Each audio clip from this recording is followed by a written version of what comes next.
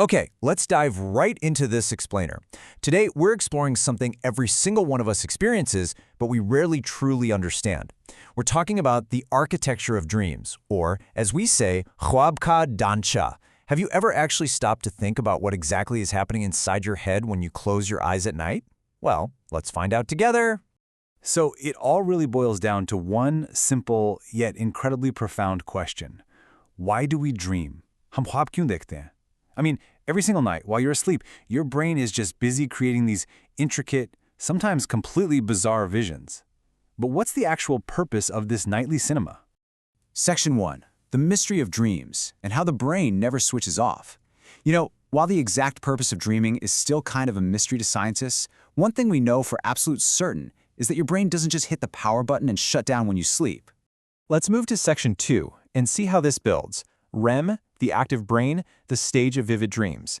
Because this is the specific stage in your sleep cycle where the real magic actually happens. Right, so this brings us to REM sleep. This is that stage where your brain becomes highly active and it triggers our absolute most vivid dreams.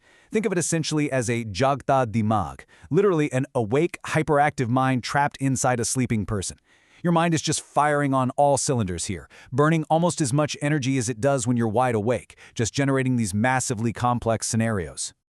Section 3. Jazbat. Processing our emotions. What dreams do for us.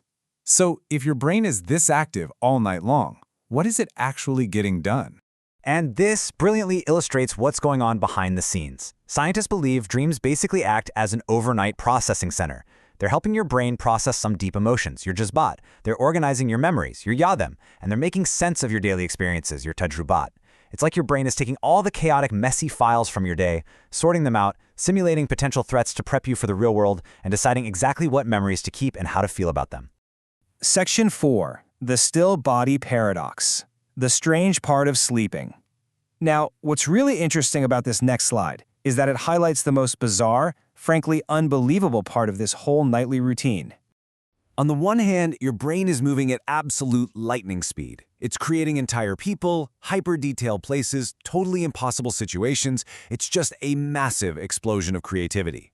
But then, on the other hand, your physical body lies completely still. It's this brilliant biological safeguard known as REM atonia. Basically, your brain actually paralyzes your muscles so you don't physically act out these wild visions in bed. So your mind is running a marathon, while your body is just totally frozen. Section 5. Where do dreams go? The disappearing act.